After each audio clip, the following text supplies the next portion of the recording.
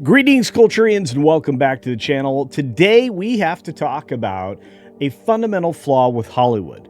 They think that everything that they are doing wrong is your fault. That's all they've got. They blame the fans for Star Wars, Marvel, DC failures. It doesn't matter. Even the recent Disclosure Day somehow will be your fault because they targeted boomers and nothing but boomers, so help them, well, LA. And that's what they got. It was a complete failure of a film that's likely not going to make more money here in the United States. It might abroad, but everybody who wanted to see that already saw it. It's the most heavily front-loaded thing that appeals to, a 40 and over crowd, if not even older. In fact, Spielberg's period of time has reached its end as far as audience interest, and it certainly isn't accessible to younger people. With all that being said, we're going to jump into this in a broader way that I think is going to be, well, rather telling. So, here we go. Of course, the headline gives it away on this one. Hollywood keeps blaming fans for Star Wars, Marvel, and DC failures. Guess what? That's the same old playbook. It's nothing we haven't seen for probably the last 6 to 8 years. Might even be a decade at this point, where if something goes wrong with their well-crafted plan, it's your fault, not theirs. They weren't the ones that actually made it. Oh, wait. Yes, they were. They were the people who greenlit a bad idea. They were the people who wanted to insert political messaging. They were the ones that were at fault when it came to presenting this stuff to an audience that, guess what, just frankly wasn't interested.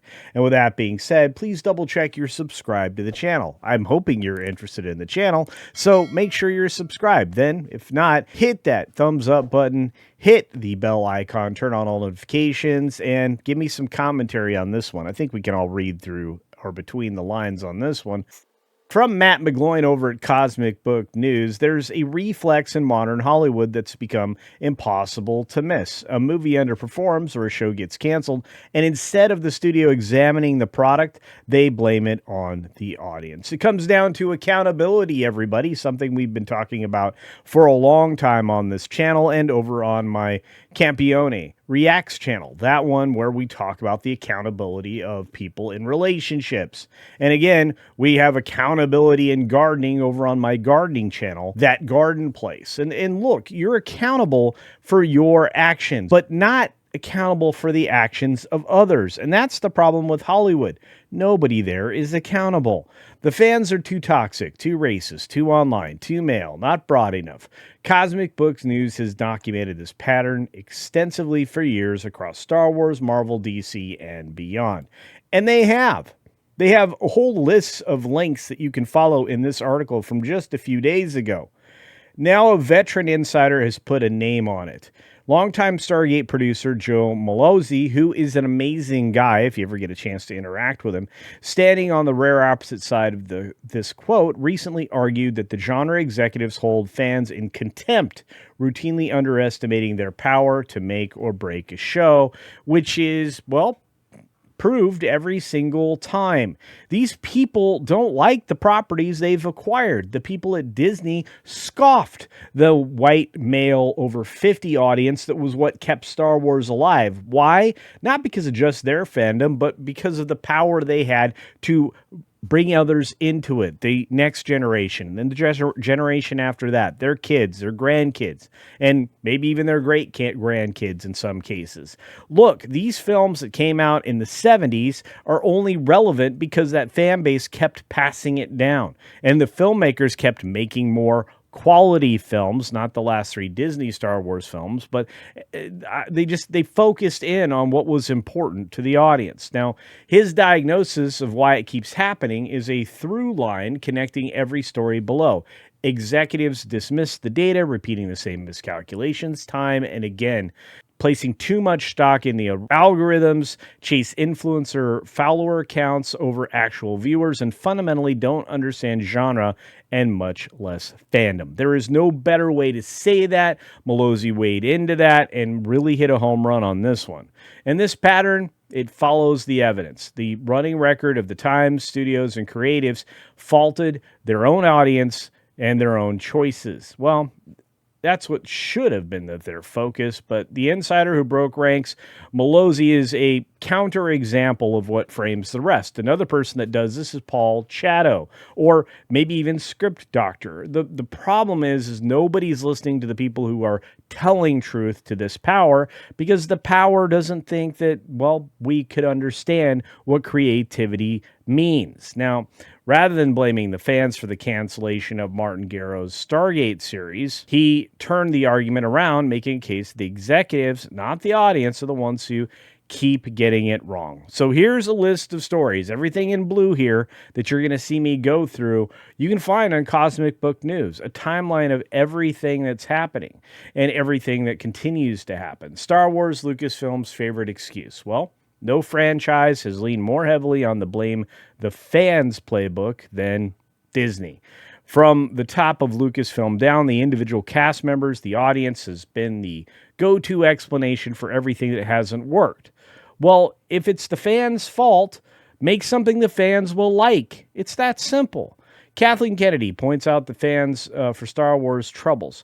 Leslie Headland blames fans and YouTubers for the Acolytes cancellation. Amanda Stenberg, whatever her name is, blames fans for the Acolytes cancellation. John Boyega takes aim at Star Wars fandom, calling the franchise too white. Jodie Turner-Smith calls out racist Star Wars fans in Glamour. Disney executive faults fans while refusing to blame Star Wars and the Marvels. How the Acolytes approach turned into an attack on the fans it needed. Shall I go on? I can, because it doesn't stop there. The box office has turned on Marvel. Why? Well, it's not because they were making good things for the fans, it's because they were actively hating on fans. Feige points at fans for Marvel's flop while praising the Ms. Marvel casting. Stephen King blames the Marvel's failure on men. Marvel Comics faults fans for low sales instead of its own output. And Captain Marvel bad reviews blamed on white dudes. Is that really the way to run a business? Of course not. The problem is the pattern repeats itself, whether it's DC, Star Wars, or any other fandom-driven culture out there. If you mock the fans that you need, they will block their interest in your stuff, and they won't show up, and they won't buy the merchandise, which is now the new selling point that doesn't sell, and they won't participate in your television programs that are also inferior. Now, Supergirl Miley Alcock is mocking Christians. Okay, that's a decent chunk of the population. Supergirl attacks fans again as box office red flags grow, which they have been. We've got another video on that coming up here shortly. Andy Machete blames fans for the Flash bombing at the box office, despite the fact it's one of the worst superhero films I've ever seen, and that includes The Marvels and Madam Web. James Gunn's Peacemaker attacks fans, and Birds of Prey attacks fans. It never ends. It never ends.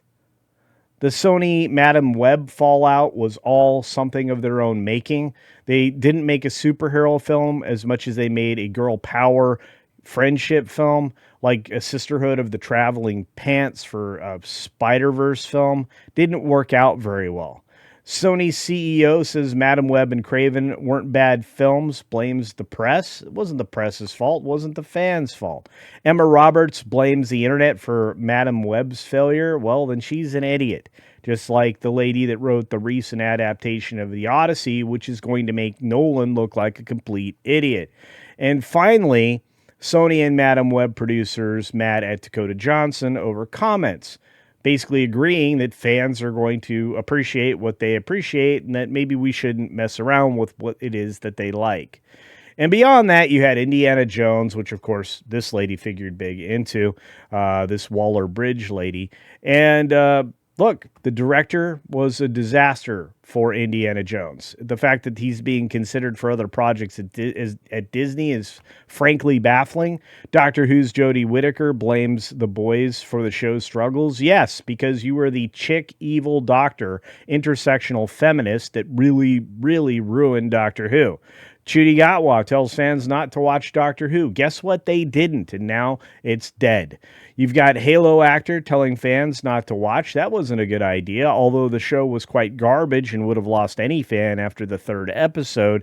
They didn't show up in droves just because you were so woke.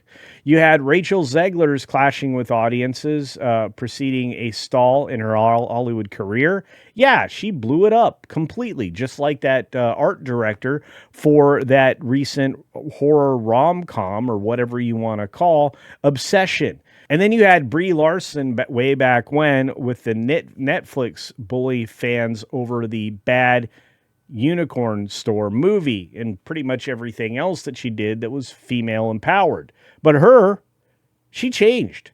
She has a chance to come back and actually have a career. But that's always Hollywood's excuse, the fans. And frankly, I think the fans are tired of it. At least Malozzi gets it. You should go and read this article over on Cosmic Book News. Give Matt the viewership. He deserves it. And the thing is he's been telling the truth the whole time. There are links to every one of those stories in his story that you're going to start seeing more outlets cover it this way. Because, frankly, it's the last act that we can try to lift these studios back into reality with. Look, I'm going to probably write an article over on That Park Place about this very phenomenon and exactly what it's doing to basically make the Supergirl movie an absolute bomb. And then we've got more coming, because I don't think Avengers Doomsday is going to be looking particularly well. And the only thing superhero related that might survive will be Spider-Man Brand New Day. Although, if Zendaya keeps running her mouth, maybe not. Anyway, those are my thoughts about all of this goings on. What are yours? Let me know what you think in the comments section below. Do you think that superhero and Star Wars and other big tentpole IP properties have a chance to recover? All they have to do is stop attacking fans. Or do you think the fans have just now moved on? Those are two good questions. I'd like one good answer from you.